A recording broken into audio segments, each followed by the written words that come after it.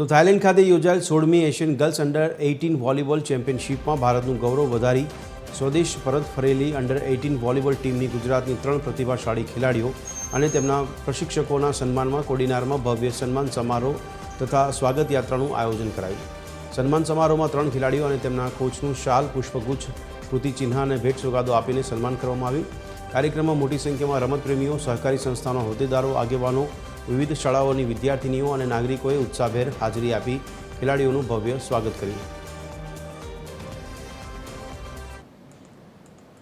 ગુજરાતના મુખ્યમંત્રી ભૂપેન્દ્રભાઈ પટેલ, હર્ષભાઈ સંઘવી અને ડૉક્ટર પ્રદ્યુમનભાઈ વાજન હું ખૂબ ખૂબ આભાર માનું કે અમારું આવી રીતે સન્માન કરવા માટે।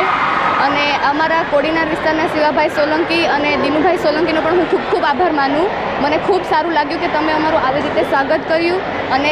ખાસ કરીને મારા માતા પિતા જેણે મારા પર એટલો ભરોસો કર્યો અને મને એટલી આગળ રમવા મોકલી અને મારા કોચિસનો જેનો એટલો સાથ સહકાર હતો જેથી હું એટલી આગળ રમી શકી। અને હું ભારત સરકારને એટલું કહેવા માગીશ કે કોઈ પણ ટુર્નામેન્ટ હોય ત્યારે થોડોક વધારે સમય મળે અમને સાથે પ્રેક્ટિસ કરવાનો તો અમે ખૂબ સારું રિઝલ્ટ આપી શકીએ, મેડલ સુધી પણ જઈ શકીએ। આ વખતે થોડોક ઓછો સમય મળ્યો હતો એટલે અમારું પરફોર્મન્સ થોડુંક નબળું રહ્યું, પણ હજી વધુ આવનારા સમયમાં હજુ વધુ સમય મળે અમને સાથે પ્રેક્ટિસ કરવાનો તો અમે ખૂબ સારું પ્રદર્શન કરી શકીએ। તાજેતરમાં જ થાઇલેન્ડ ખાતે આયોજિત 16મી અંડર 18 એશિયન વિમેન્સ વોલીબોલ સ્પર્ધામાં ગુજરાતની 3 દીકરીઓએ આ ટીમના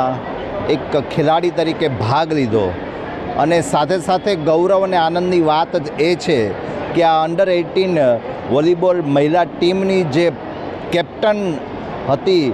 એ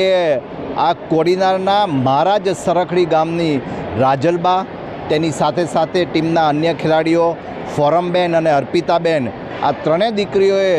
આ જે આંતરરાષ્ટ્રીય સ્તરે ગુજરાતનું નામ રોશન કર્યું તે બદલ આજે કોડીનારની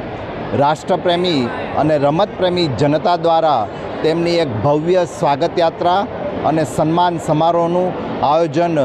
શિવાભાઈ, તેની ટીમ,